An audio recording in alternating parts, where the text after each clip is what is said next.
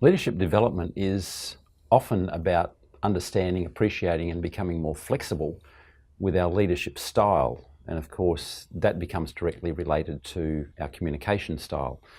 Being a competent communicator is about being able to flex our style, our behaviour, if you like, between assertiveness and responsiveness. Some of us are more naturally comfortable with being assertive and direct. Some are more comfortable and competent around being responsive and indirect, opening up the communication channels for others. They're both good, and we need to be able to use both. So it doesn't matter what we're most comfortable with, it matters what's needed, what's called for in the situation. And so being able to manage our leadership style, manage our communication style, and become competent communicators is really first and foremost about being aware of our communication style. What do we tend to default to? And we can be helped in these with different models like the Myers-Briggs type indicator and DISC and so on. We can get feedback from other people, of course. Knowing what our style is the first step, and then of course the second and very important one is about managing it. Now, a word of caution, because most of us, when we're asked about our leadership style or our communication style, respond with something like, well, you know, it's really hard to say, it kind of depends. The interesting thing is that when other people are asked what our communication or leadership style is, they usually don't have the same sort of ambivalence or confusion. They usually say, oh, they're like this or they're like that. And we do the same with other people. It's very easy for us to see and assess and categorize other people's leadership and communication styles. It's very difficult for us to do the same with our own. And so we tend to flatter ourselves with this notion that we're very flexible, but other people are easy to categorize. And of course, the truth is we're pretty easy to categorize as well. So genuinely knowing and appreciating what our communication style is, what it is that we bias towards, that we feel most comfortable doing, is a really important first step. So being aware.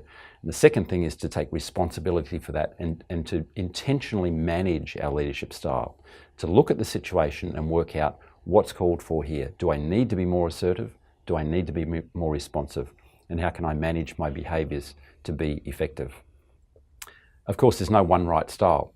One of the unfortunate sort of default thoughts that we often have, especially in organisations, is that somehow the extroverted leader is the good leader, is the effective leader, is the great communicator. And of course, that's simply not true. At least half of the world has a preference for introversion, and there's lots of good communication that comes out of that preference. Now, we all need to be able to manage those behaviours. The extrovert who likes to talk a lot, who's stimulated by meetings and conversations and contributing, needs to be able to use those skills and also needs to be able to dial them back. And especially when we're in a formal leadership role, not to dominate every situation, so that the thinking of the group is, if you like, set at a level of our own understanding and of our own conversation. We need to be able to dial that back and invite others into the conversation. If we're introvert by preference, it's important for us to use those skills of listening and observing and processing information, but it's also important for us to amp that up a bit and step into the conversation, to take the risk, to contribute the information, and to push back if our ideas and our thoughts haven't been properly heard or attended to. So working out what our strengths are is really important. And it's also important to look for where those strengths may become weaknesses, where they may inhibit us or the people that we're working with, and then look for opportunities to develop in those areas of limitation. One way to think about this is to think about the skills that you might need at the next level of your career or the next level of your organisation. Because we get used to and comfortable with using the skills in our typical settings, but we usually encounter some resistance and some stress when we get stretched outside of our comfort zone, our normal operation. If we can anticipate the skills that we may need at the next level of our career development, then we can prepare ourselves to step more comfortably into that, and it can highlight for us the areas in which we may need to learn and grow.